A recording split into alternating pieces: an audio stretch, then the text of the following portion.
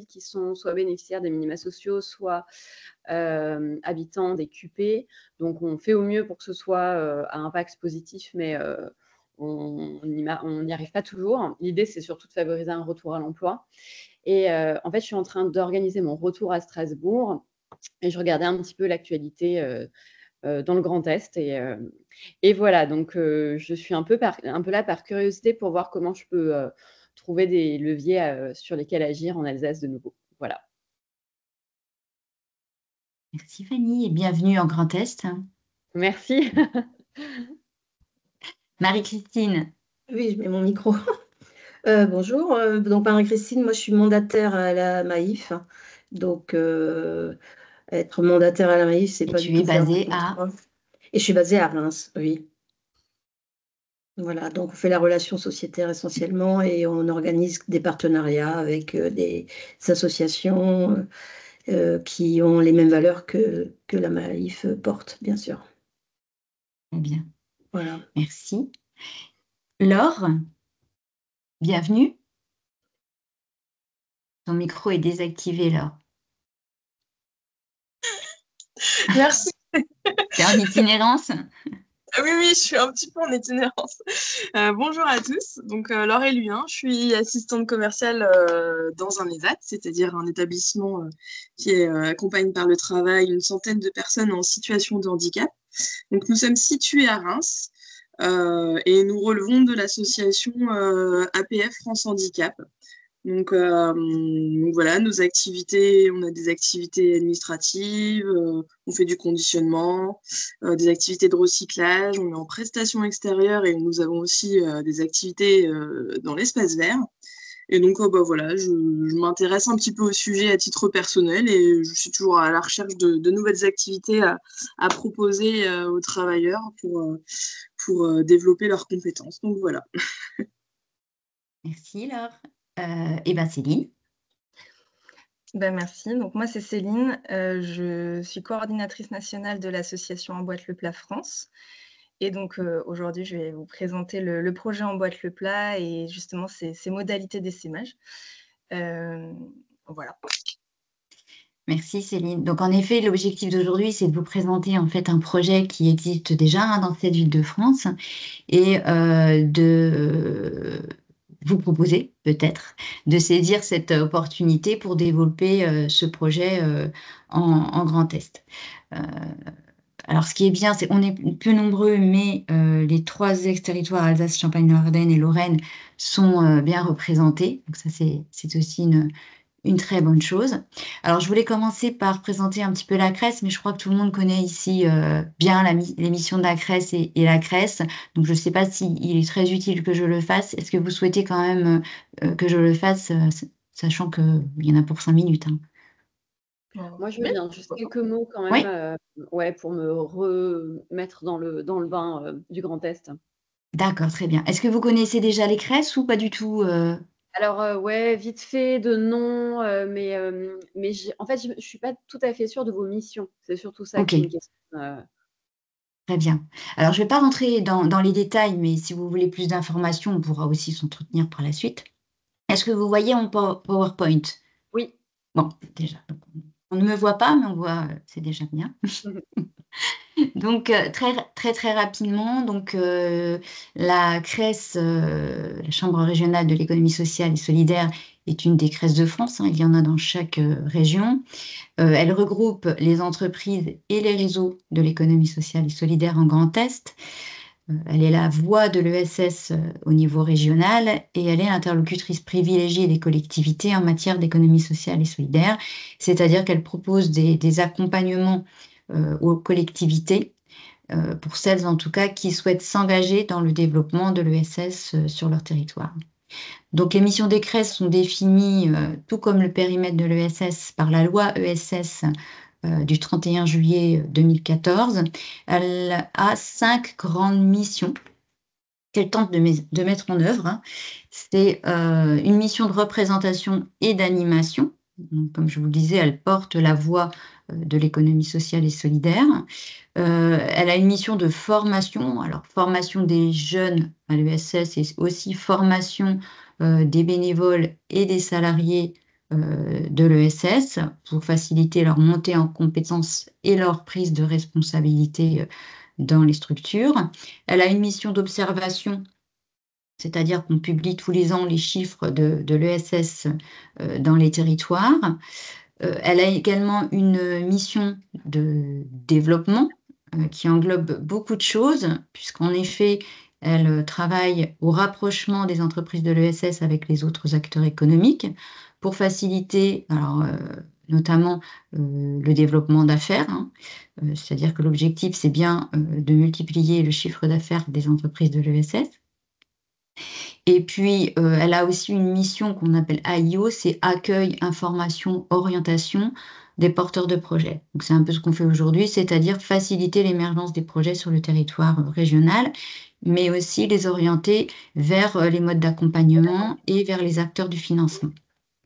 Et puis, elle a une mission de promotion et donc, elle a pour objectif de rendre visibles les initiatives de l'ESS du territoire. Et dans ce cadre-là, elle coordonne tous les ans en novembre le mois de l'économie sociale et solidaire. C'est un mois, je vais y revenir juste après, qui est un mois national et qui est coordonné en région par les CRES. La CRES Grand Est, aujourd'hui, c'est 69 adhérents.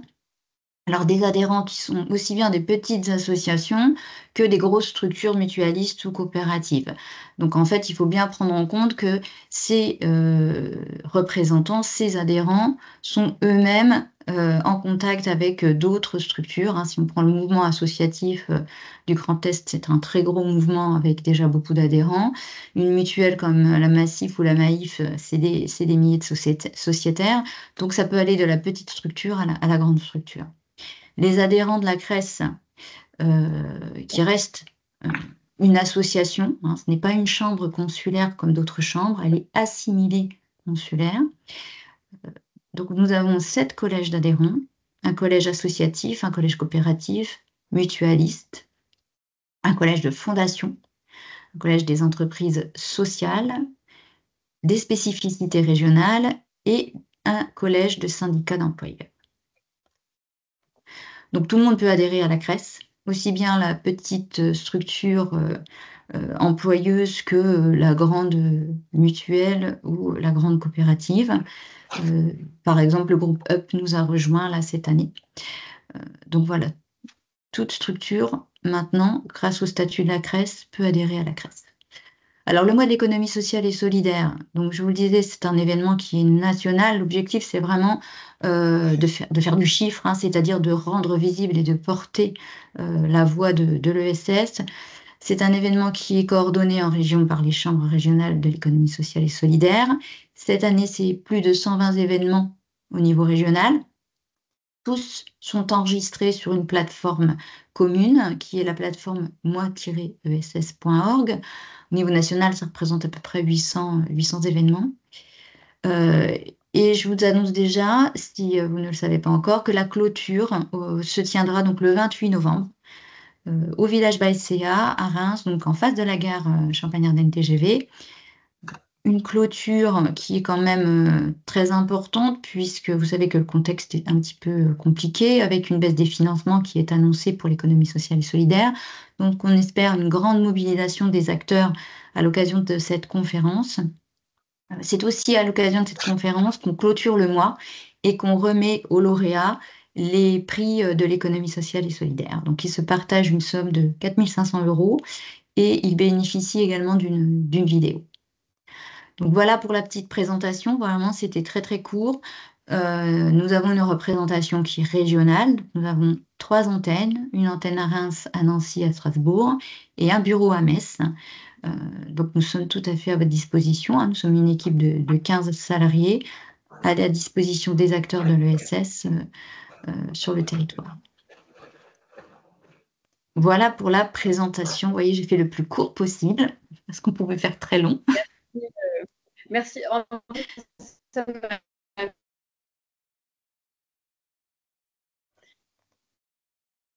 On ne vous entend pas, Fanny. C'est moi.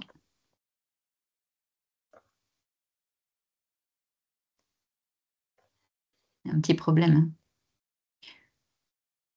Alors, c'est pas grave. Alors, je vais donc laisser la parole à Céline maintenant, de l'association nationale Emboîte le plat, pour qu'elle nous présente ce beau projet qui remet la consigne au goût du jour. Et puis, on reprendra bien sûr contact avec vous après pour vos questions. Peut-être qu'elle pourra vous apporter les réponses et pour la suite.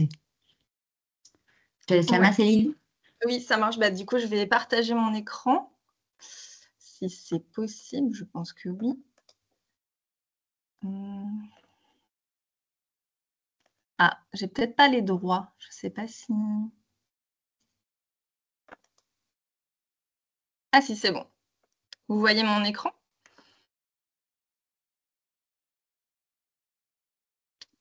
Oui, Oui, c'est parfait. Ouais, c'était bon. Ouais, ok. Très bien.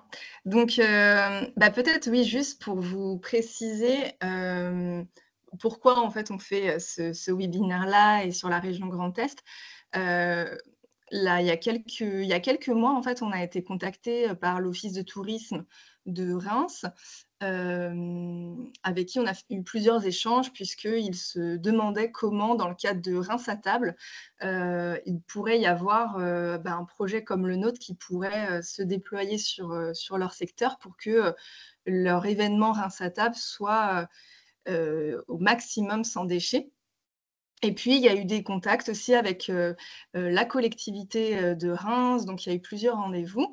Et c'est ce qui nous a amené à être en contact avec Stéphanie de la CRES pour expliquer qu'en effet, on avait des demandes qui émergeaient sur le territoire. Alors, au départ, autour de Reims, mais quand on a discuté avec Stéphanie, on s'est rendu compte que sur la région Grand Est, aujourd'hui, il y avait très peu de projets qui existaient sur la question du réemploi pour la vente à emporter.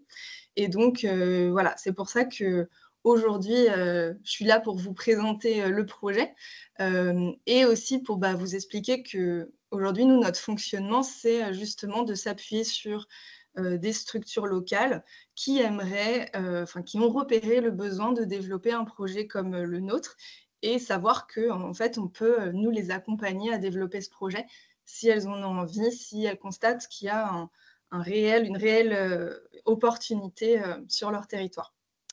Voilà.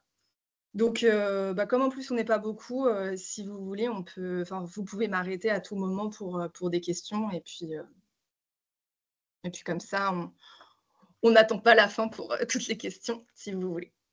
Donc déjà, je me suis présentée tout à l'heure, mais pour dire aussi, je fais partie des cofondatrices du collectif initial qui a monté ce projet-là, donc à Toulouse en 2018-2019. Et aujourd'hui, j'ai basculé plutôt sur l'association nationale qu'on a créée fin 2022 et qui regroupe justement toutes les associations locales qui portent le projet Emboîte le plat. Donc, Emboîte le plat, c'est un projet aujourd'hui, c'est une solution de réemploi pour l'alimentation emportée. Donc, c'est l'idée vraiment de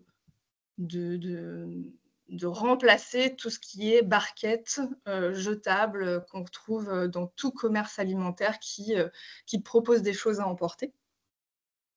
Donc, je vais rentrer dans le détail de tout ça. Donc, peut-être pour commencer, déjà, Emboîte le plat, pourquoi on a créé ce projet? Ah, c'est pas si simple. Voilà. Donc, on a fait tous un constat. Donc, notre petit collectif initial, on était 7 personnes à Toulouse. Et quand on s'est réunis tous ensemble, donc on se connaissait pas, mais justement, on était tous à un moment de notre vie où on avait envie de porter un projet, d'entreprendre et d'entreprendre quelque chose de concret, une alternative concrète, parce qu'on faisait tous le même constat, c'est qu'on était dans une société qui généralise le tout jetable. Donc, c'est un réflexe aujourd'hui de trouver du jetable pour tout type d'objets à emporter. Et en fait, quand on creuse ce sujet du tout jetable, alors bien sûr, la première évidence, c'est que le jetable, ça crée du déchet. Et on a de plus en plus de grosses problématiques d'amoncellement de déchets.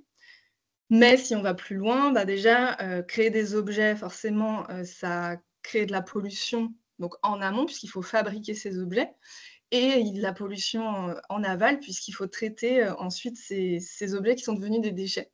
Donc, ça, c'est forcément la première chose qui nous nous choquait en quelque sorte et on avait envie d'agir là-dessus. Mais on avait aussi envie d'aller plus loin, c'est-à-dire qu'on était aussi à un moment de notre vie, on avait envie de retrouver du collectif et on trouvait que justement la question du jetable, souvent, c'est quelque chose qui individualise la société. On prend, on jette, on n'a plus justement ce réflexe de réfléchir collectivement à ce qu'on peut faire tous ensemble. Et puis si on réfléchit aux déchets, ce qu'on voit aussi, c'est que ce sont souvent des déchets qui sont fabriqués hors de France, dans des pays où les conditions sont quand même souvent des conditions indécentes. On exporte aussi beaucoup nos déchets à l'étranger. Et donc, quand on commence à se renseigner sur tout ça, on se rend compte qu'il y a vraiment quelque chose d'important à faire sur cette question du tout jetable. Donc notre envie, c'était justement, on a posé une vision commune, c'était de lutter contre ce constat que je viens de vous présenter et d'essayer justement de sortir la société de cette logique-là du tout jetable. Donc cette société où on est sur une économie très linéaire, on passe de l'extraction de matière à la fabrication d'un objet, on le consomme et on le jette, et ça en quelques minutes. Et donc du coup, d'essayer d'amener un projet qui a cette vision-là de sortir la société, bien sûr, c'est une grosse ambition. Et en tout cas, de bien renouer avec d'autres principes de sobriété, donc dans nos choix d'investissement ou dans tous nos choix qu'on fait aujourd'hui, on fait très attention à cette question de la sobriété, à l'intérêt collectif, puisque c'est quelque chose qui nous parlait aussi beaucoup, et de réemploi, puisqu'on sait qu'après la prévention des déchets, c'est-à-dire de ne pas créer de déchets, la solution la plus durable, si on a un objet à créer, c'est de le réemployer. Et avant, bien sûr, tous les autres modes de traitement des déchets. Donc, quand on a lancé le projet,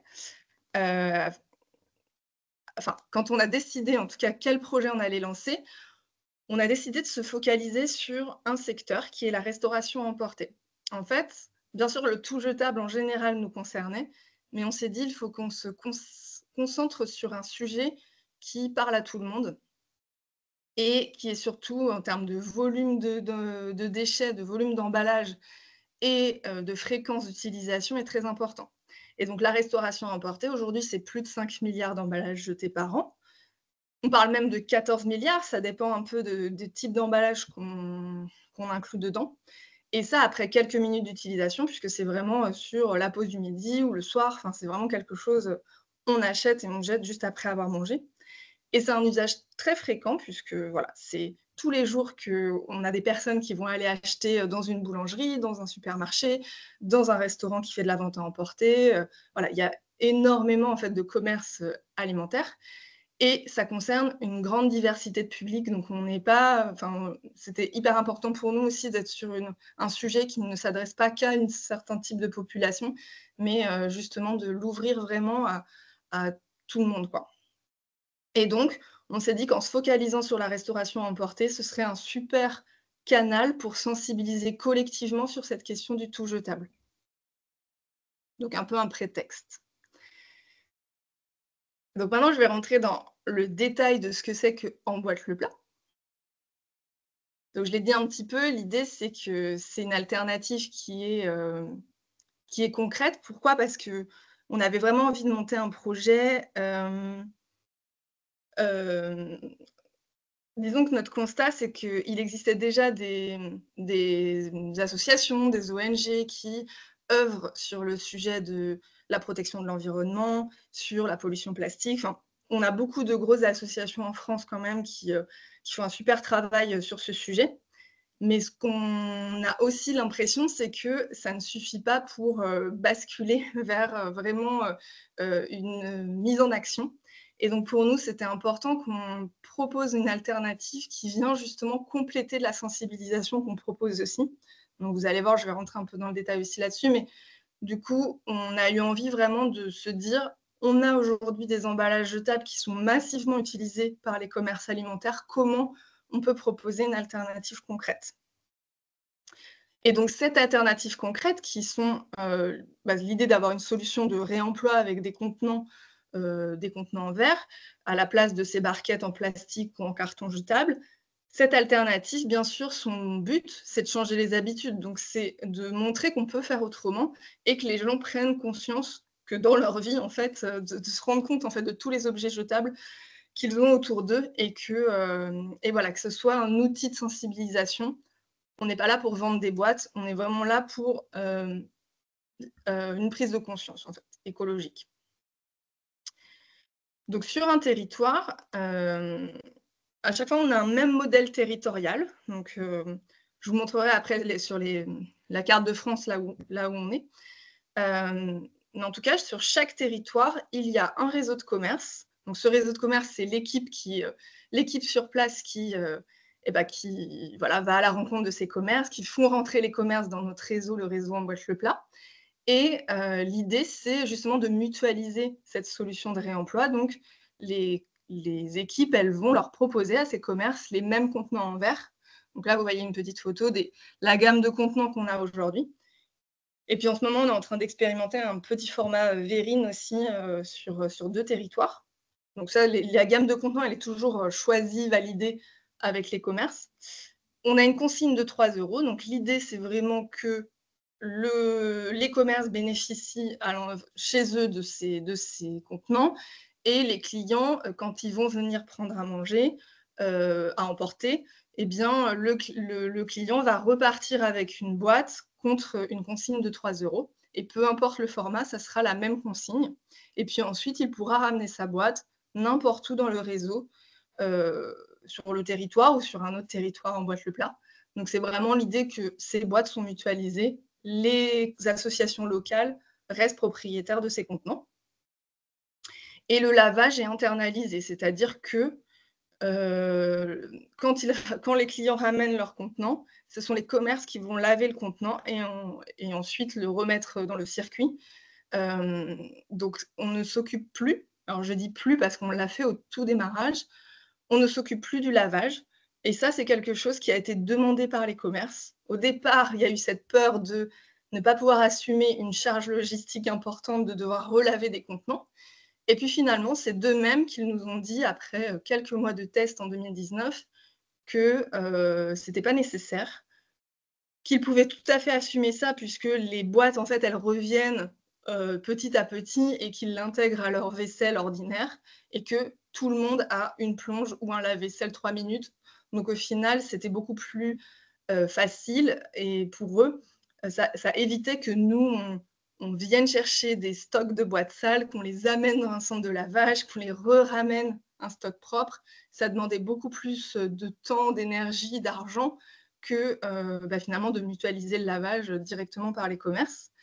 Et surtout, ce qui était intéressant, c'est qu'ils pouvaient les réutiliser beaucoup plus rapidement. Donc, on est passé plutôt sur un lavage internalisé. Alors après, si certains demandent à ce que le lavage soit externalisé, bien sûr, on fera toujours un partenariat avec un centre de lavage, parce qu'il existe toujours des centres de lavage. En général, il en existe, ou en tout cas, où il y a toujours un restaurant qui a une grosse plonge, un lave-vaisselle comme de la restauration collective et qui souvent sera prêt à créer un partenariat. Ou nous, en interne, on peut aussi, dans chaque association, avoir un lave-vaisselle professionnel.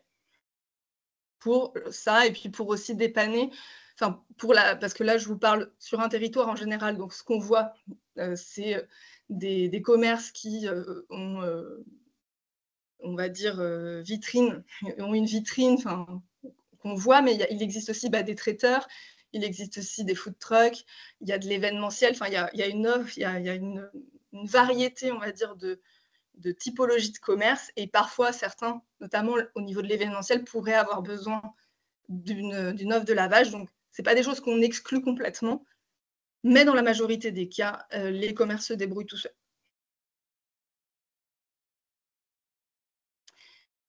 Et donc, ce réseau de commerce qui partage ces mêmes contenants, et donc avec cette consigne de 3 € qui est la même et le lavage internalisé, ce sont des paramètres qu'on vérifie chaque année dans nos mesures d'impact. Donc sur chaque territoire, les associations vont effectuer une mesure d'impact pour vérifier que les paramètres actuels sont toujours probants et voilà, et questionner sur les évolutions à avoir pour les années à venir.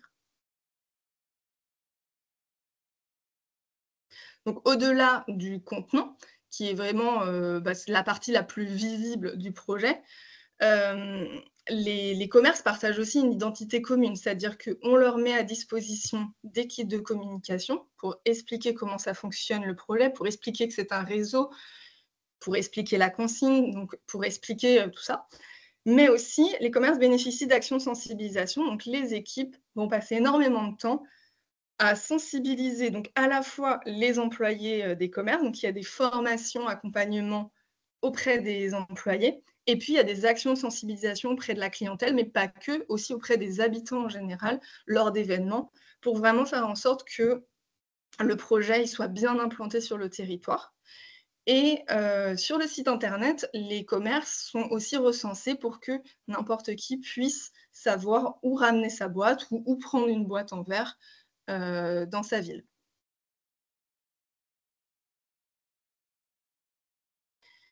La particularité de notre projet, puisque je vous avais parlé au tout départ aussi du fait que on cherche à être le plus accessible possible et le plus sobre possible, on n'a pas aujourd'hui d'application mobile, notamment parce qu'on veut faire en sorte que ça s'adresse à tout le monde. Donc on ne veut pas imposer à quelqu'un qui n'aurait pas de smartphone ou qui n'aurait pas la possibilité de pouvoir télécharger une appli ou être à l'aise avec ces questions-là, de devoir avoir une application pour pouvoir prendre à manger dans un contenant en verre. Donc l'idée, c'est vraiment de rester accessible, surtout qu'aujourd'hui, ce n'est pas nécessaire. Et puis, ça évite justement d'avoir des comptes clients à créer, donc de donner des informations personnelles où voilà, il y a des réticences souvent de la part des clients par rapport à cette question-là.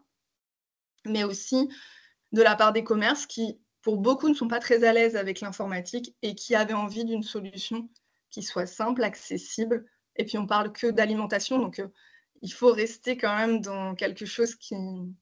On n'est pas sur un projet bancaire, on va dire, ou un projet qui nécessiterait de sécuriser vraiment des données. Là, on parle vraiment de remplacer des barquettes jetables par des contenants en verre. Donc voilà, l'idée, c'est vraiment d'être simple et accessible, donc simple dans le fonctionnement pour les clients, accessible puisqu'ils n'ont pas à télécharger quoi que ce soit. Et aussi au niveau de la consigne, on a un prix très accessible. C'est quelque chose aussi qui a été paramétré avec les commerces, parce qu'on a commencé avec une consigne à 5 €, qui était un frein pour beaucoup, et notamment parce qu'aujourd'hui, on a plusieurs formats. Donc si on veut prendre plusieurs contenants pour mettre plusieurs plats, ça fait une consigne très importante. Donc on s'est tous mis d'accord pour rester sur une consigne de 3 €. Et donc voilà, l'idée, c'est vraiment d'essayer de coller au maximum à l'idée d'être sur une diversité de publics. Et tout ça pour optimiser aussi les impacts sur le territoire, puisque le but, c'est bien sûr de toucher tout type de commerce, tout type de clients, et pas seulement de s'adresser, comme on voit dans beaucoup de projets quand même sur ces questions d'environnement, d'écologie. Parfois, ça s'adresse quand même à une petite niche.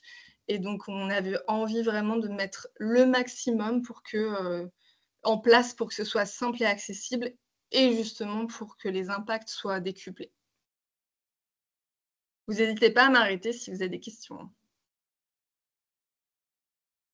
Donc au niveau de notre modèle territorial, pour vous donner un peu des petits chiffres, depuis 2019, donc on a évité plus d'1 million d'emballages jetables sur les territoires. Et à notre dernière mesure d'impact, justement, au niveau des emballages évités chaque mois, donc on est à 44 000 emballages jetables évités chaque mois, pour 155 commerces fin 2023. Donc aujourd'hui, on est à beaucoup plus, mais justement, la mesure d'impact 2024 est en cours. Ce qui est intéressant aussi, c'est que ça mobilise énormément de monde, puisque comme ce sont des associations locales, elles regroupent beaucoup de bénévoles, d'adhérents, de donateurs qui ont envie vraiment de s'impliquer pour que le projet se développe. Et donc, on a 1000 personnes qui sont mobilisées autour de ce projet, et le projet crée des emplois locaux, puisque dans les équipes, à chaque fois, il y a entre 1 et 4 équivalents temps plein pour pouvoir mener le projet. Je pourrais vous envoyer la présentation avec justement le lien pour télécharger notre rapport d'impact 2023 qui rentre plus dans les détails. Et donc, le projet, à chaque fois, donc, est porté par des associations locales. Pour donner cette slide, en fait, elle est importante parce que souvent, on a l'impression qu'un projet de réemploi comme le nôtre, c'est un projet logistique. En fait, la logistique, ça prend 30% du temps. C'est vraiment minoritaire. Donc, il y en a, bien sûr. Il faut acheter des contenants. Donc, nous, nos contenants, ce sont des contenants de Duralex. Donc, on a un partenariat avec eux. Donc, il faut acheter les contenants, il faut les étiqueter, il faut les conditionner dans des caisses de transport, il faut les livrer à vélo et réapprovisionner les commerces à vélo. Donc, ça prend quand même forcément un peu de temps. Mais ce qui prend le plus de temps, c'est plutôt de faire en sorte que le projet soit bien implanté localement et qu'on anime tout l'écosystème. Et donc, ça veut dire animer le réseau de commerce pour que le réseau de commerce vraiment passe vraiment à du 100% de réemploi. C'est ça la visée.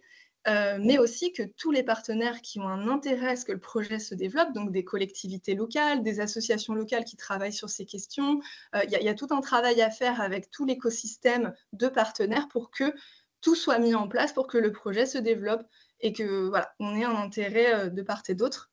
Il y a tout un travail de sensibilisation puisqu'elles vont à la fois les équipes vont à la fois dans les commerces, mais elles participent à beaucoup d'événements locaux justement pour expliquer la question du réemploi. La mesure d'impact qui prend aussi une part considérable dans le projet puisque c'est un peu nous notre manière justement de prouver que notre projet marche et de relever aussi ce qui ne marcherait pas et qu'il faudrait améliorer. Et puis, comme toute association ou comme tout projet, il faut gérer le projet, donc travailler la question de la stratégie, de la coordination d'équipe, de la gouvernance de l'association, travailler la question aussi des demandes de financement, etc., etc. Donc pour le modèle économique, sur les territoires, on est vraiment sur un modèle hybride à but non lucratif. Donc au niveau des dépenses, c'est des dépenses classiques, il y a forcément majoritairement c'est des salaires puisqu'il faut qu'il y ait des équipes qui puissent faire vivre le projet. Donc il y a des charges associées, des charges pour les outils de sensibilisation, les charges liées au loyer, etc. Donc comme dans tout projet. Et puis il y a des investissements puisqu'il faut acheter le vélo, les boîtes en verre, les caisses, les étiquettes, etc. Et ces dépenses-là sont financées par du chiffre d'affaires, donc à peu près à 30%, puisque en fait, les commerces payent un abonnement qui est très peu cher, de 20 € par mois. C'est le premier palier, donc c'est des paliers de 20 €, 40 €, 60 €, etc. Ces abonnements permettent justement de venir financer la partie logistique du projet. Et les commerces bénéficient de tout ce que j'ai présenté, l'identité commune, la mise à disposition des contenants, leur réapprovisionnement, la sensibilisation, la formation des employés, etc. Notre abonnement est très peu cher, d'une part pour que ça ne soit pas un frein financier, mais aussi parce qu'aujourd'hui, le jetable est tellement abordable qu'on est obligé, si on veut faire en sorte que ce ne soit pas que les commerces qui sont déjà conscients de la problématique, si on veut que les autres viennent aussi dans le projet, il faut qu'il y ait un argument financier, en tout cas que ce soit au moins équivalent, voire un peu plus avantageux, puisque c'est tout un changement d'habitude à prendre, donc ça demande vraiment quelque chose, ça demande un effort important pour des commerces. Donc le chiffre d'affaires représente souvent, alors pas au départ, mais en tout cas jusqu'à 30%. Et le reste est donc financé par des subventions majoritairement et de façon moindre du mécénat, des adhésions et des dons. Aujourd'hui, ce qui est important de savoir, c'est qu'au niveau des subventions, quand on dit subventions, c'est qu'aujourd'hui, les collectivités, dans le cadre de la loi AGEC, elles ont la possibilité d'aller chercher des fonds auprès des éco-organismes.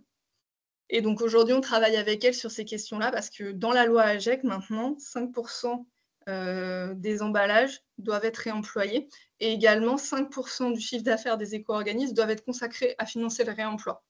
Et les éco-organismes financent notamment les projets des collectivités.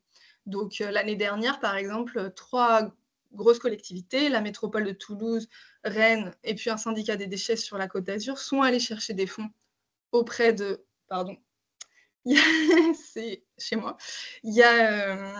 Sont allés chercher des fonds auprès de Citeo pour financer justement le développement des projets en boîte le plat sur le territoire.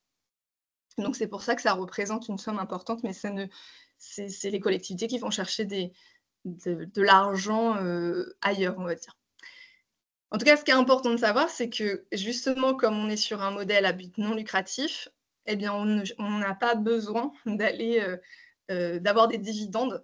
Et ça, pour nous, c'est très important puisqu'on n'a pas du coup d'investisseurs, donc on n'a pas de contraintes à devoir justifier à des investisseurs qu'on est rentable en quelque sorte. Et donc, ça nous permet de faire les choix les plus durables, les plus sobres possibles et donc les plus en adéquation avec ce qui nous semble important pour développer le réemploi.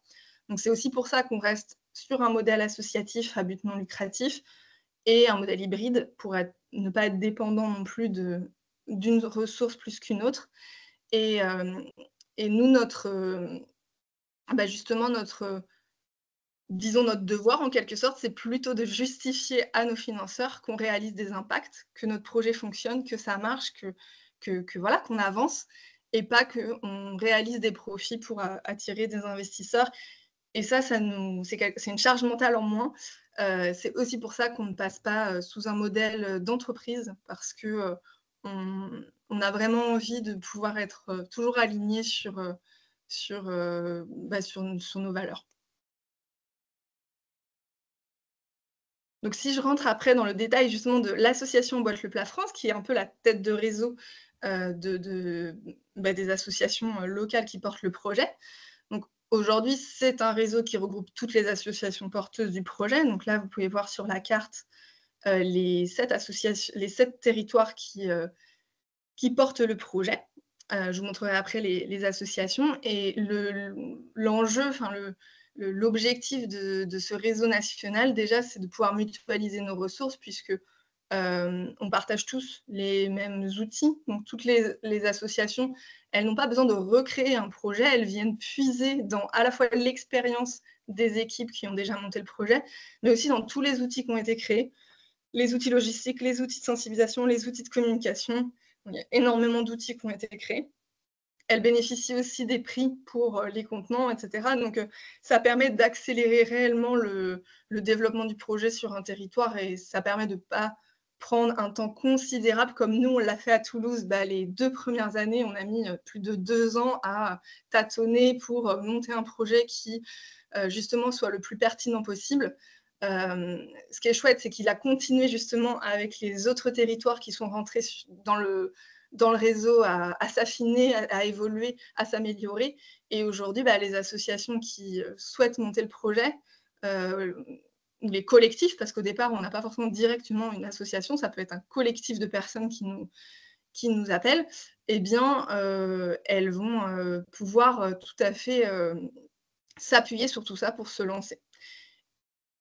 L'intérêt aussi pour nous, d'avoir justement gardé cette identité commune pour à la fois justement éviter que les structures qui se lancent réinventent de zéro un projet de réemploi.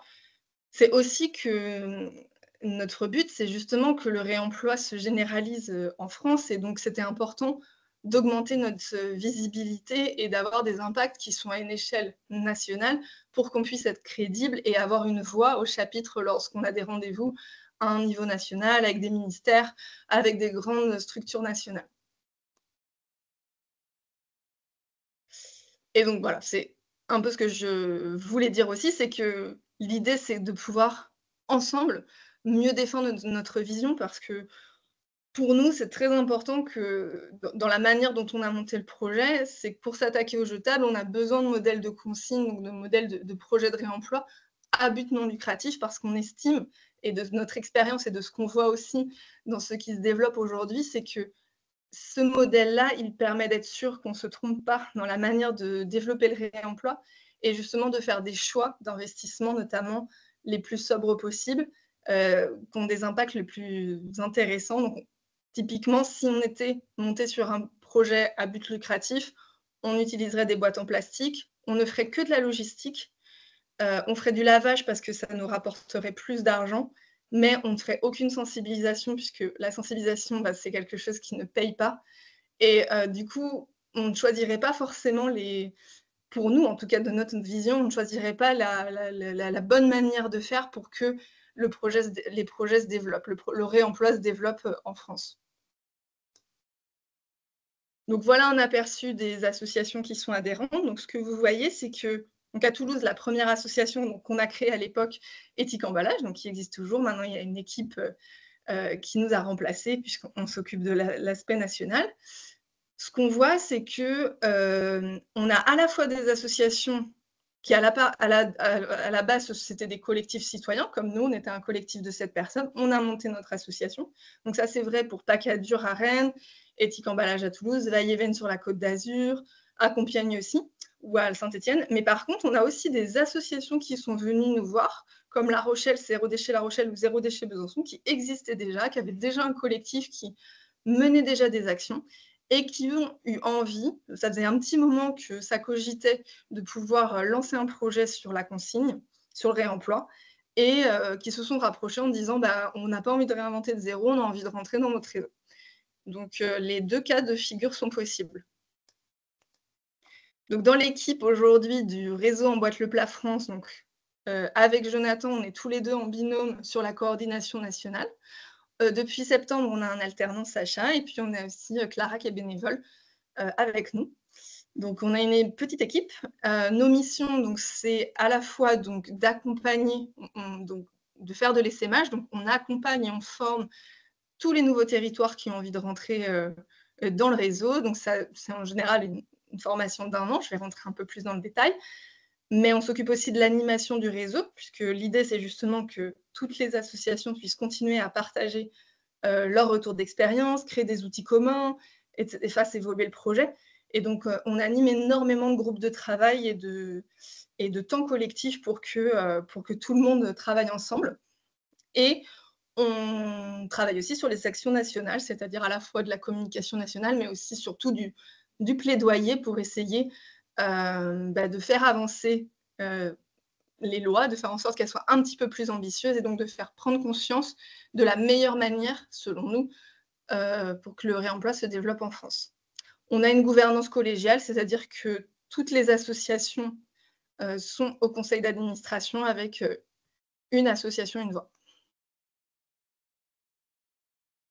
Donc, ce qu'on apporte en tant que réseau aux associations, c'est à la fois un appui pour qu'elles puissent développer leurs actions locales, puisqu'on va former le collectif, on a énormément de temps d'accompagnement, elles vont intégrer des temps collectifs qu'on anime, on va leur fournir toute une base commune d'outils.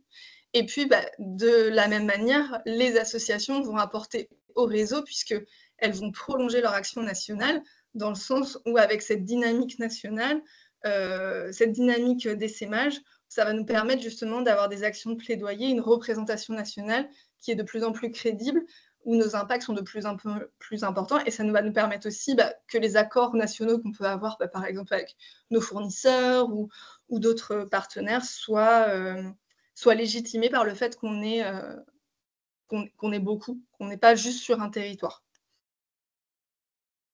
Au niveau de notre modèle économique à nous, donc on a des dépenses très classiques qui sont nos salaires et des charges, et on bénéficie donc de subventions. Donc on est lauréat du Fonds social européen FSE+, sur les années 2024-2025 pour justement financer notre incubateur, donc toute la partie de l'essaimage, ce qui nous permet justement de dédier plus de temps à accompagner des équipes et surtout à pouvoir faire des temps comme aujourd'hui, c'est-à-dire que jusqu'à présent, on a toujours plutôt répondu à des sollicitations de personnes ou de collectifs qui sont venus vers nous.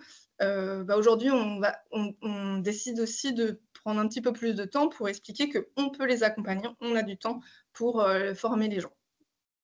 On a la Fondation Massif qui nous suit aussi depuis 2 ans pour justement toutes les missions de l'association.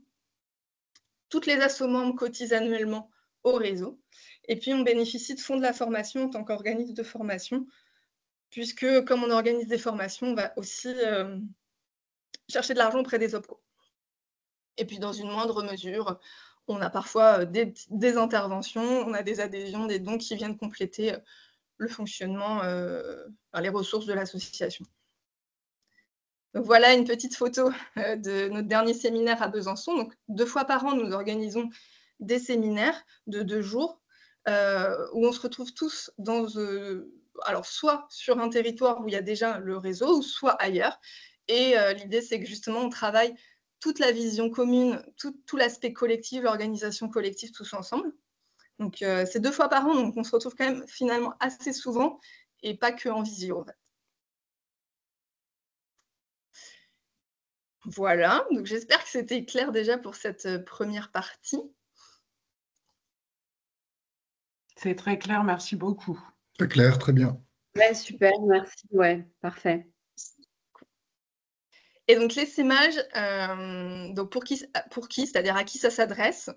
Donc jusqu'à présent, les gens qui nous contactent sont des gens qui habitent sur un territoire où il n'y a pas de solution collective de réemploi. C'est-à-dire qu'il peut y avoir peut-être un commerce qui fait ça tout seul ou voilà. Mais en général, les gens qui nous contactent, c'est qu'il n'y a pas de solution collective de réemploi. Et donc, c'est plutôt ces personnes-là qu'on recherche, puisque l'idée, c'est d'aller sur des territoires où il n'existe rien. On ne veut pas chercher à faire de la concurrence s'il existe déjà un projet. Et ce sont des personnes qui ont envie d'entreprendre, mais en collectif. Donc, peut-être parfois, ça va être des personnes qui vont nous contacter et qui vont être seules, mais on va leur dire, voilà, nous, c'est important que tu aies envie d'entreprendre en collectif parce que c'est très compliqué tout seul de monter un projet comme celui-là. Tu vas avoir besoin d'être entouré. Et donc voilà, donc ça, c'est le profil qu'on recherche quand même. C'est des gens qui aiment cette dynamique collective et aussi qui ont envie d'être accompagnés et formés, puisqu'on va passer énormément de temps à échanger, faire des formations, à leur mettre à disposition des outils. Donc, il faut avoir envie d'être dans cette dynamique-là aussi. Parfois, il y a des gens qui ont envie de se lancer seuls, de ne pas avoir trop de gens autour. Donc, c'est vrai que ça va moins s'adresser à ces personnes-là. Et ce sont des gens qui ont du temps parce qu'il faut forcément au moins une année avant de pouvoir... alors, ça dépend. Hein, parfois, ça va beaucoup plus vite, comme on voit sur le territoire de La Rochelle, mais ça dépend beaucoup des partenaires locaux et de si, par exemple, les collectivités ont très, très envie, et ça fait partie de leur plan, que de développer le réemploi, souvent, elles vont vite soutenir. Et donc, dès la première année, il peut y avoir des fonds pour embaucher directement pour donner des subventions qui vont permettre d'embaucher directement des personnes dans le collectif. Mais sinon, ce qu'on dit quand même, pour être prudent, c'est que la première année, c'est, comme tout entrepreneur, une année où on a besoin de temps pour justement mettre en place le projet et lever tous les fonds nécessaires pour qu'il y ait une équipe salariée. Donc, ça dépend un peu des territoires. Et puis, il faut que les gens soient intéressés par la dimension nationale, puisque forcément, ils vont contribuer à cette organisation collective où tous les collectifs travaillent ensemble, et puis du coup, à cette dynamique de plaidoyer national que l'on a. Donc, comment ça marche après dans le détail? Nous, ce qu'on propose, c'est des webinaires tous les mois de découverte du projet. Donc, ces webinaires sont accessibles donc tout en bas de notre site internet. On a un petit lien pour s'inscrire. Donc, les gens peuvent découvrir comment fonctionne le projet et comprendre si justement ils sont en phase avec notre manière de voir les choses, si ça les intéresse. S'ils ont envie de passer à la vitesse supérieure, en quelque sorte, ils peuvent nous proposer un rendez-vous individuel avec nous, où là, on va rentrer dans le détail de notre parcours d'essaimage, les blocs de formation qu'on propose, répondre à toutes leurs questions. Et puis, si les personnes n'ont pas de collectif, on va aussi leur donner des outils pour mobiliser un premier collectif. Voilà, donc on va les aider à ça. Si ensuite ils ont envie de passer à l'étape d'après, bien il va y avoir, on va leur envoyer le dossier de candidature pour entrer dans le réseau. Donc, c'est surtout une présentation des personnes du collectif parce qu'en général, c'est surtout moi et Jonathan qui sommes en contact avec les personnes, et donc pour que toutes les associations locales aient un petit aperçu et puissent donner leur avis sur la candidature, eh bien, on demande quelques informations sur le profil des personnes, sur pourquoi avoir envie de monter ce projet, qu'est-ce qu'ils ont déjà commencé à faire, etc. Si le dossier est validé en conseil d'administration, eh bien, on signe la convention et puis on lance le parcours d'essaimage. Donc le parcours d'essaimage, c'est un parcours type, mais qu'on adapte forcément en fonction des profils, de leur profil, de leur parcours. Mais en général, ça dure 1 année et ça, c'est toujours adaptable en fonction de s'ils vont plus ou moins vite. On a 105 heures de formation, donc à la création d'entreprise, mais parce qu'en fait, c'est dans le cadre justement des fonds Calliope, c'est le terme de formation à la création d'entreprise, mais adapté bien sûr au projet de réemploi. Mais c'est vrai que dans la manière dont nous, on accompagne et on forme les personnes, on va les former pour qu'elles puissent savoir monter un projet dans le domaine du réemploi, mais en fait, ça pourrait s'appliquer à beaucoup d'autres domaines, puisqu'on va vraiment sur tous les aspects de la création de projet. Mais on propose quand même en général qu'elles puissent également suivre, pour celles qui ne connaissent pas trop l'économie sociale et solidaire, nous, on les encourage beaucoup à postuler aux incubateurs sociaux d'innovation sociale sur leur territoire. Quasiment toutes les associations l'ont fait en parallèle, justement pour être aussi dans un réseau local avec d'autres types d'entrepreneurs, aussi pour avoir des informations que nous, on va pas rentrer dans les détails de tous tous les statuts juridiques de l'ESS, puisque nous, on est basé vraiment sur le modèle associatif, donc on trouve ça super qu'elles puissent aussi connaître, avoir des formations encore plus générales sur la question de l'économie sociale et solidaire, avoir aussi, on passe du temps sur le budget, etc., mais du coup, c'est hyper intéressant qu'elles puissent en parallèle faire un parcours aussi où elles vont approfondir encore ces questions-là. Donc souvent, c'est très complémentaire et on aime beaucoup quand les associations réussissent à avoir en parallèle un double accompagnement pour que justement cette question de l'économie sociale et solidaire, ça soit intégré pour les personnes qui ne viennent pas du tout de ce milieu-là.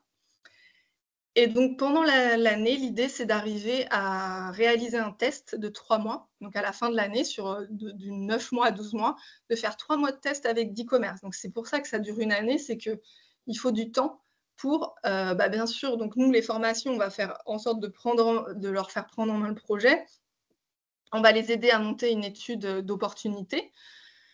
On va leur proposer de venir sur un territoire en immersion pour justement comprendre comment ça fonctionne, la sensibilisation, la logistique, etc. Et donc, du coup, les 9 premiers mois, c'est vraiment consacré à prendre en main le projet, étudier son territoire et surtout préparer un test.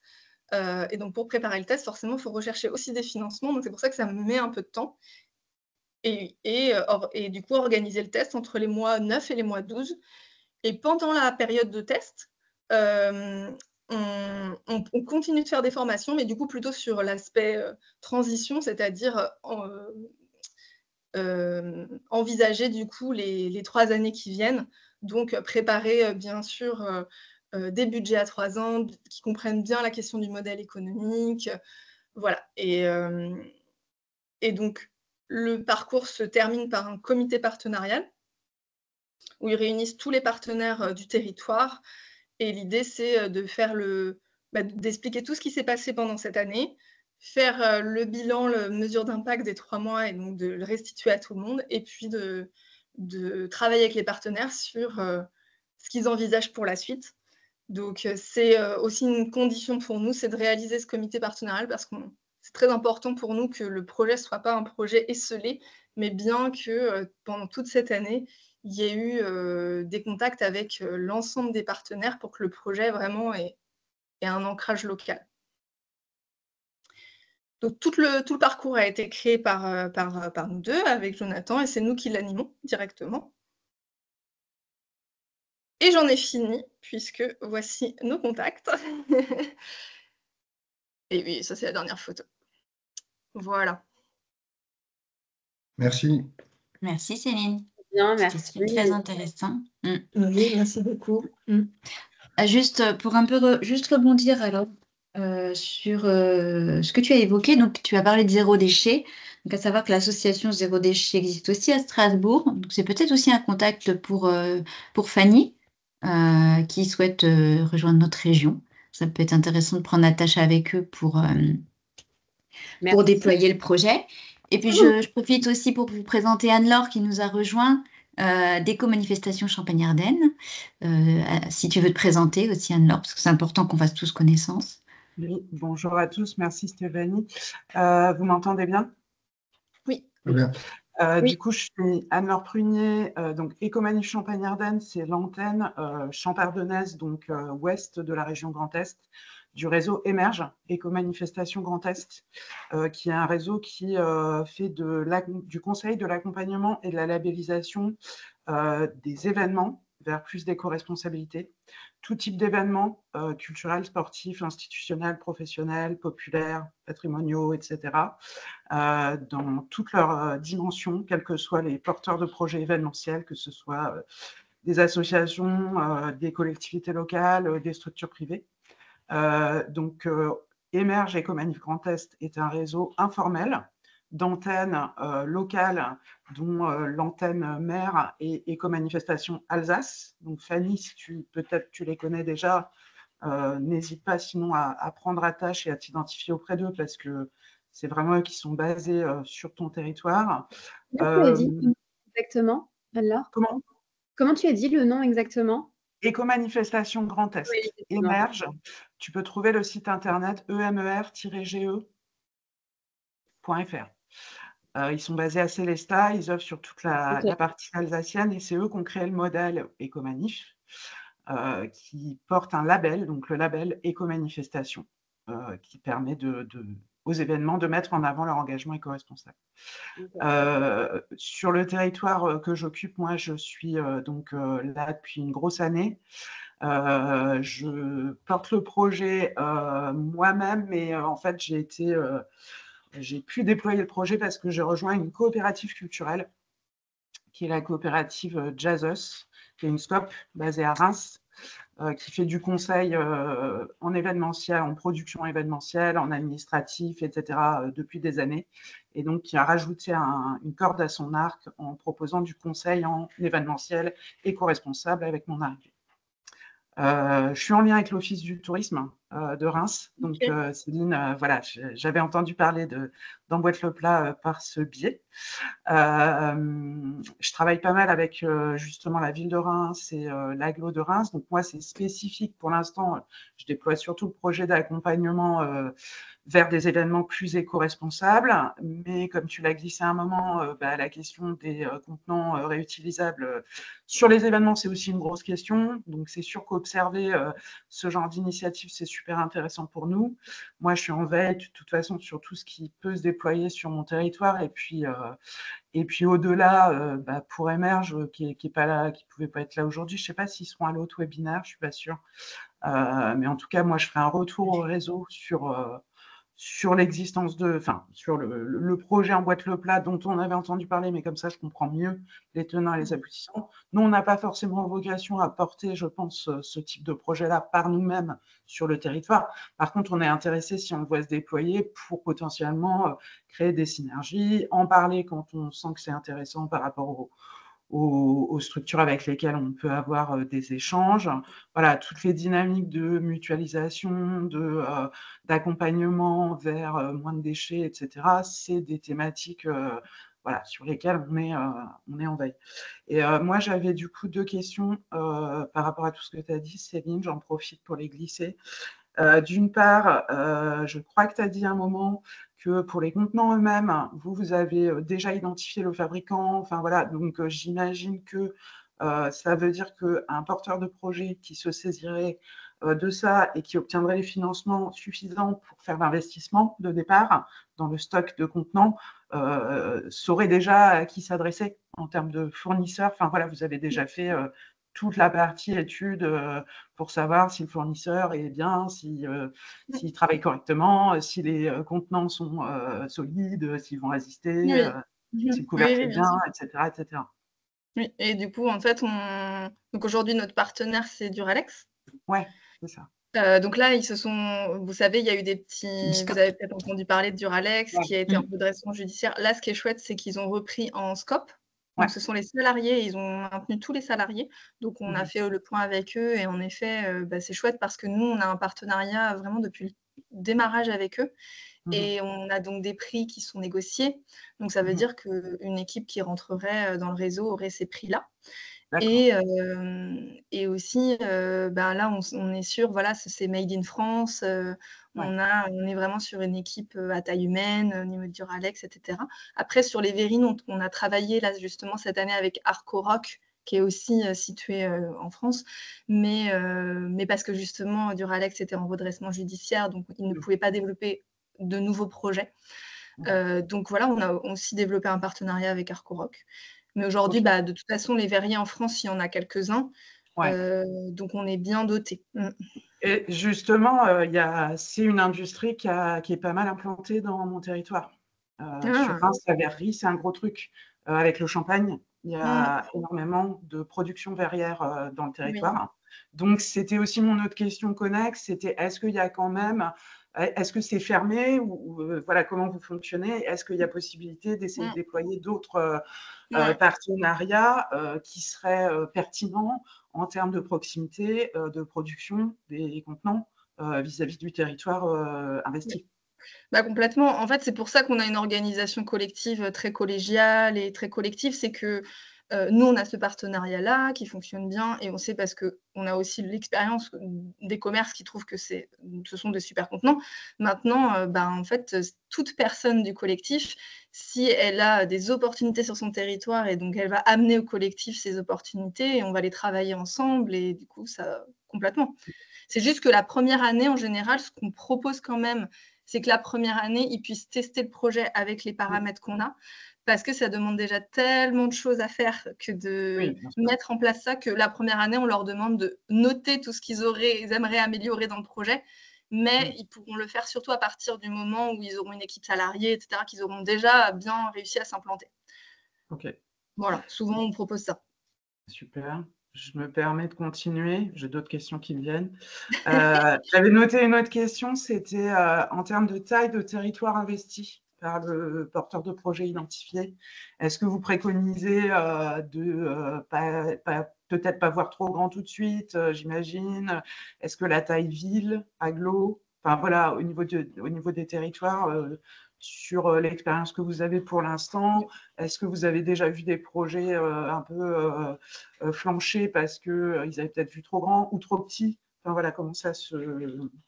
C'est rarement la taille le problème, parce que, en fin de compte, qu'on soit sur une grosse métropole comme Toulouse ou Rennes ou sur une plus petite ville, ça peut tout à fait fonctionner dans le sens où aujourd'hui, même sur des petites villes, il y a énormément, comme la typologie de commerce, elle est très variée, on a forcément ça sur un petit territoire. Et puis souvent, on ne va pas se concentrer qu'à la ville, mais à plutôt la communauté de communes ou l'agglo.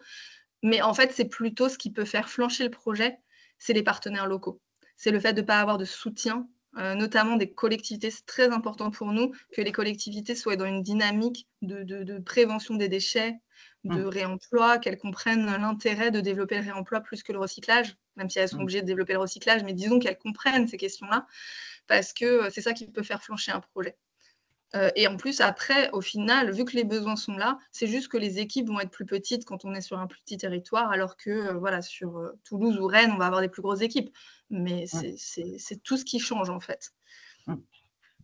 Ok. Bon, merci beaucoup.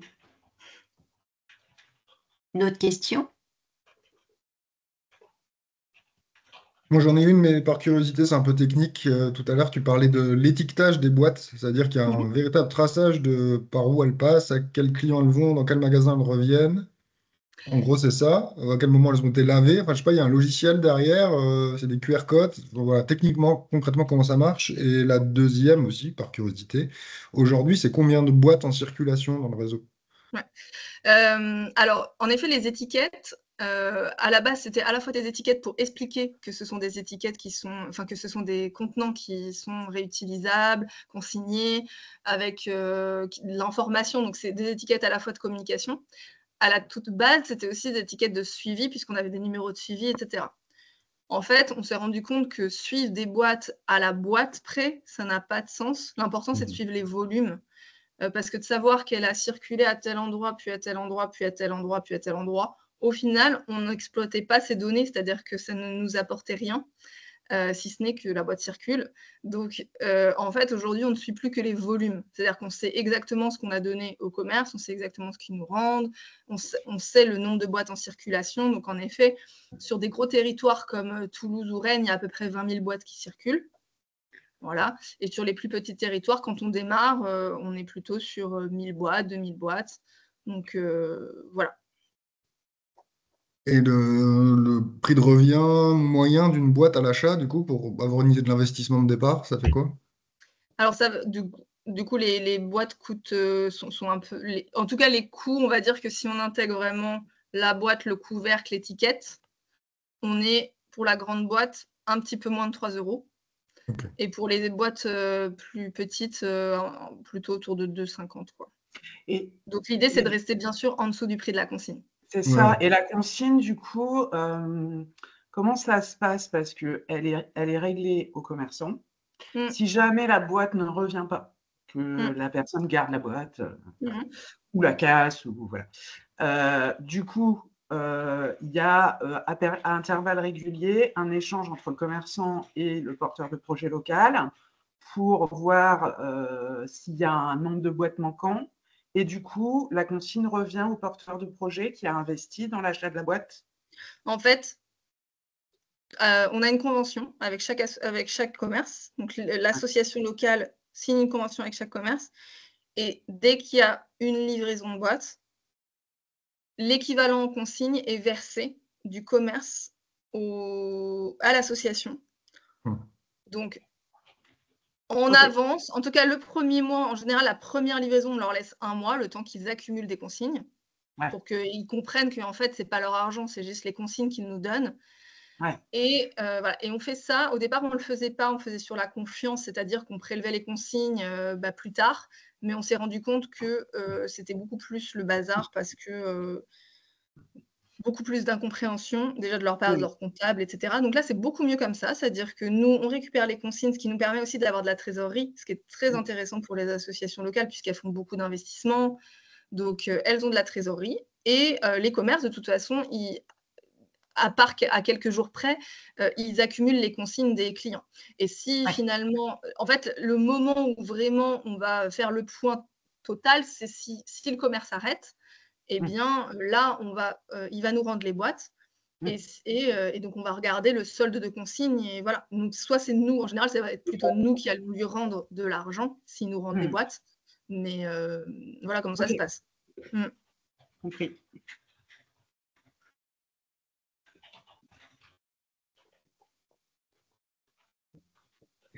Et peut-être au démarrage, parce qu'en fait, on a une initiative sur Metz qui a été lancée l'année dernière par Zero Waste, justement, qui s'appelle les nouvelles assiettes de Metz. Alors, je sais qu'il y a eu le lancement l'année dernière, en août, je crois, quelque chose comme ça, avec 6 restaurateurs sur le même principe, mais je crois que ça n'a pas pris, en fait. Enfin, en tout cas, on n'a plus de nouvelles, donc je pense pas que...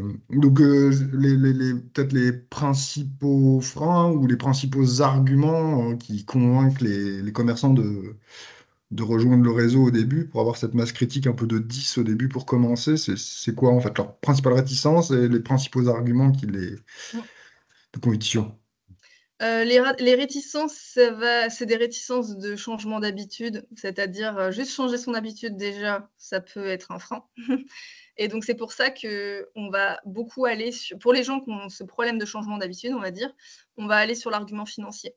Ça va vous allez faire des économies d'achat puisque vous n'allez plus acheter d'emballage jetable. Ou alors, si vous laissez le choix, vous allez en acheter, mais beaucoup moins. Et donc, on leur fait une mesure d'impact inversée, c'est-à-dire on leur démontre qu'ils vont faire des économies. Et avec ces économies, eh bien, même s'ils nous disent bah oui, mais on va passer plus de temps à laver, bah, en fait, vous allez avoir de l'argent en plus, donc vous pourrez recruter quelqu'un pour laver si c'était vraiment ça le problème. Et donc, ça, c'est un argument qui fonctionne bien. Malheureusement, il faut passer par l'argument financier. Mais ce qui est chouette, c'est qu'une fois qu'ils sont rentrés pour l'argument financier, eh bien, on a tout le loisir de déployer nos arguments, plus de prise de conscience écologique. Donc ça, c'est ce qui... Parce qu'en fait, ils ne peuvent pas contredire le fait qu'ils vont faire des économies, et donc ça, ils vont y réfléchir. Les freins, ça peut être ça, de se dire le lavage, ça va me prendre trop de temps. Donc, on va leur dire, eh bien, commençons avec très peu de boîtes. Comme ça, vous allez tester. Et nous, on va vous réapprovisionner régulièrement, et puis vous verrez. C'est un test de 3 mois. Donc, pareil, notre convention, elle est faite en sorte que tous les mois, ils peuvent sortir du projet. Donc, c'est un engagement de mois en mois qui est reconduit tacitement. Donc, ça, c'est pareil. Toutes nos conditions sont très, très favorables pour eux. Donc, ils n'ont pas de frein par rapport à ça. Qu'est-ce qu'il pourrait y avoir d'autre comme frein? C'est j'ai peur de perdre ma clientèle. Donc là, on va leur dire, eh bien, nous, on sera là dès le départ. On va faire des actions de sensibilisation. Comme ça, on va vous aider à expliquer le projet à vos clients. On peut même faire en amont, si vous avez peur, un sondage auprès de vos clients pour leur demander justement s'ils seraient d'accord. Qu'est-ce qu'ils en pensent? De quoi ils ont peur? Et souvent, après, on montre au commerce justement les résultats de ce sondage, et ils se rendent compte qu'en fait, leurs clients ne sont jamais réticents.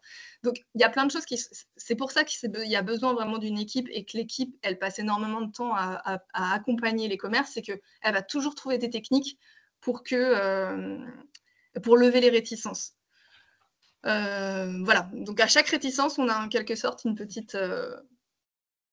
une proposition, quoi, pour que ça fonctionne. Et il peut y avoir aussi, ah oui, mais c'est le rush le midi, j'y arriverai jamais, ça va me prendre trop de temps, ou alors j'ai pas assez de place pour stocker des boîtes. Enfin, c'est pareil, on va leur dire, vous savez, nous on réapprovisionne, on peut vous laisser juste une caisse de boîtes, 8 boîtes, et on vous réapprovisionne. De toute façon, c'est gratuit dans votre abonnement. Le réapprovisionnement est gratuit. Donc voilà, il y a toujours quelque chose. On a fait en sorte de récupérer tous les freins pour que notre convention, on ait toujours quelque chose, on puisse lever à chaque fois ces freins, quoi. Ok, merci. Oui, moi j'avais une petite question pratique sur les territoires où ça fonctionne déjà. Est-ce qu'il y a des food trucks qui Oui. pratiquent ce genre de choses? Oui, c'est pareil, les food trucks, ils ont tous des labos de cuisine. C'est-à-dire Oui. qu'ils ne font jamais leur cuisine dans leur food truck, c'est rare. Donc, c'est pour ça que c'est possible de pré-emballer. Si eux, c'est plus pratique de pré-emballer en amont dans les boîtes plutôt que de le faire sur place, parce que souvent, comme ça, ils le mettent directement en vitrine, eh bien, ils le font au moment de dans leur labo. Et du coup, ils ont forcément un outil de lavage. Ok. Et je ne sais pas si c'est possible de le dire clairement, mais est-ce qu'il y a déjà des structures sérieuses identifiées en Grand Est? Et alors moi, je suis particulièrement intéressée par la Champagne-Ardenne, bien sûr, qui sont en train de réfléchir, voire qui commencent à se mettre au modèle. On a été contacté par Ecogest de Nancy. Eco avec un H, il me semble. Donc, c'est une structure associative ou SCOP, je ne sais plus. Et du coup, on a fait plusieurs visios avec tous les gens de la SCOP. Et ils avaient envie de déposer une demande pour le territoire de Nancy. Mais c'est la seule, c'est vraiment la seule association, la seule structure qui est avec qui on est vraiment en contact. Et sinon, c'est vrai qu'à Strasbourg, à l'époque, on était en contact avec 2 personnes qui avaient levé des fonds pour le projet, pour développer un projet de réemploi, et qui avaient envie que ce soit porté par Emboîte le Plat, parce qu'en fait, ces 2 personnes-là, elles travaillaient dans un escape game en parallèle, donc elles avaient une activité professionnelle, et donc elles avaient envie plutôt de faire partie du conseil d'administration de leur association et d'avoir une équipe salariée, et donc du coup qu'on puisse faire justement tout cet accompagnement de l'équipe. Et ces 2 personnes ont organisé des réunions collectives, mais voilà, n'ont pas trouvé forcément de porteuses pour développer quelque chose sur Strasbourg. Et donc, ça n'a pas pris. Ce qui est dommage, parce qu'il y avait eu des fonds qui avaient été levés. Est-ce que c'est des personnes, tu serais en capacité de me transmettre leur nom, ou tu penses que c'est confidentiel? Alors, je ne sais pas si c'est confidentiel, mais Moi, ce qui m'intéresserait, c'est... j'ouvre juste la parenthèse, je ne sais pas si tu avais terminé, Anne-Laure. Oui, non, vas-y. Parce que du coup, moi, je suis originaire de Strasbourg, mais ça fait quand même quelques années que je suis partie. Mais je sais qu'il y a quand même des acteurs qui se bougent sur le sujet, qui ont des envies, mais il faut aussi que moi, je recrée un réseau et je ne sais pas encore forcément sous quelle forme ça pourrait être le plus pertinent pour moi. Mais ce qui m'intéresse là déjà, dans un premier temps, c'est de prendre contact avec les gens qui sont déjà actifs sur le sujet et de voir comment moi je peux m'insérer là-dedans et quel rôle moi je peux prendre.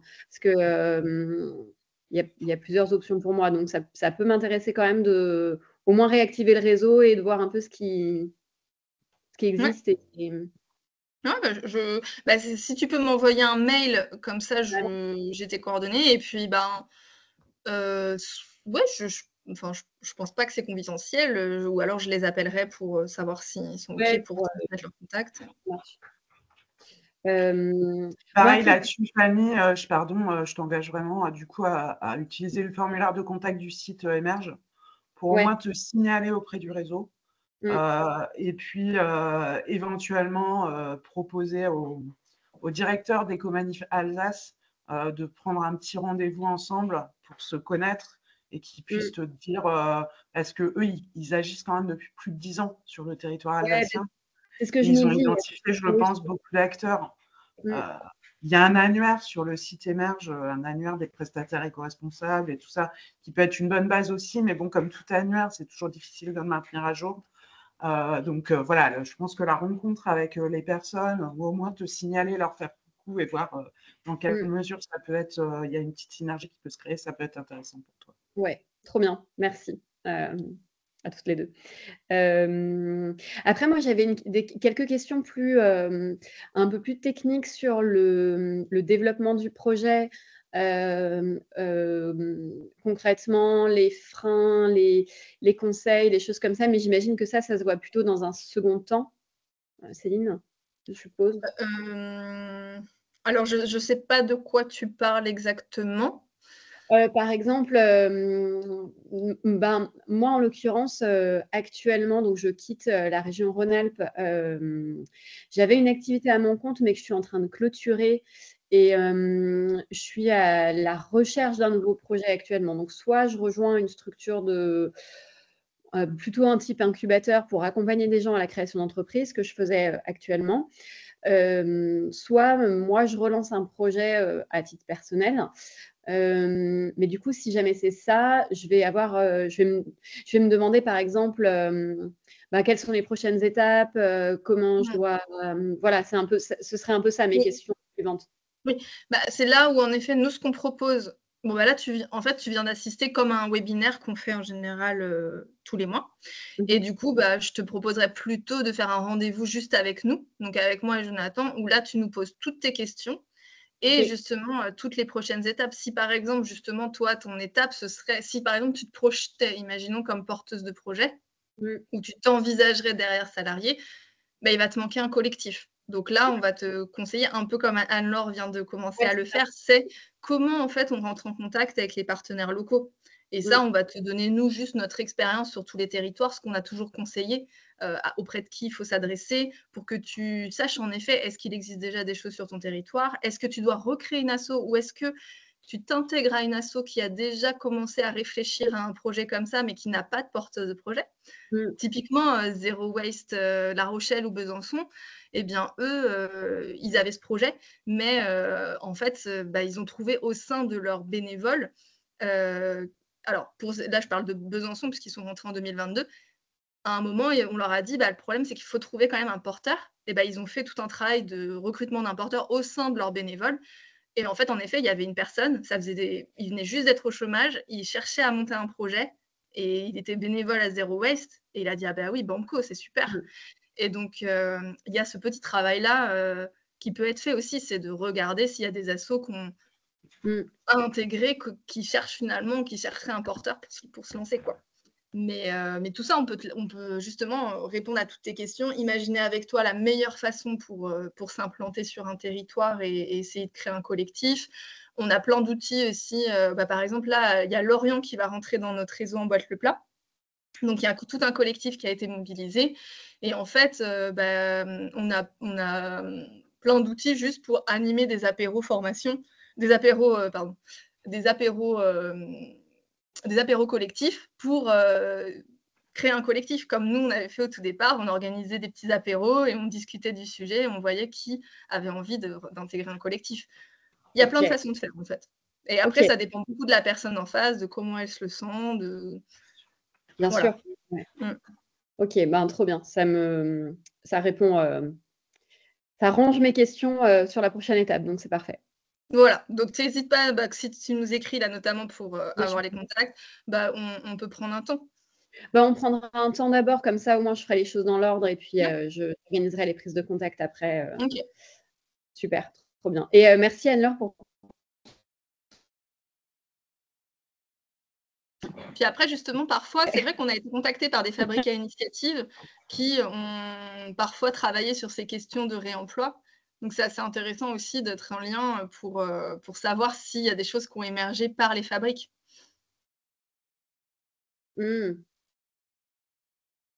Super.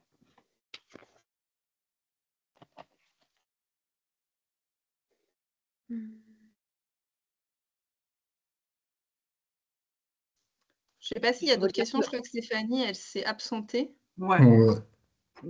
Pas de questions de mon côté, c'est bon. Non, je vais devoir vous laisser. En tout cas, merci pour la présentation, c'était très clair, peu de questions. Ouais, Et super. Pareil. on va présenter ça dans nos réseaux, puis je vais peut-être en reparler à Zero Waste Mess, faire un peu le point avec eux sur leur initiative, voir où elle en est, puis si ça n'a pas marché, ça peut peut-être être l'occasion de refaire le lien. Trop bien, super.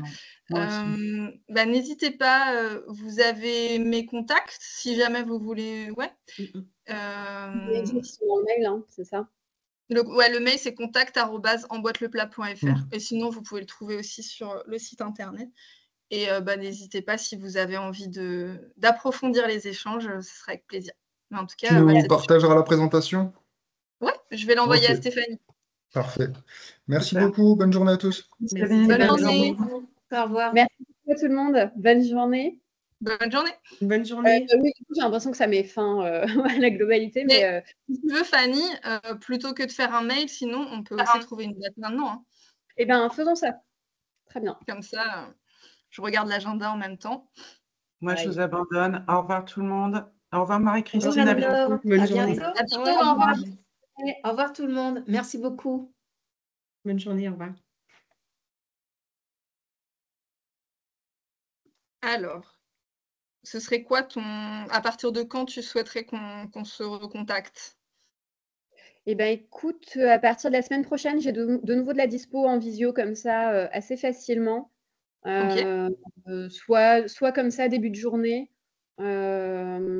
Je sais pas. Je pense que mon agenda est un peu plus flex que le tien là en ce moment.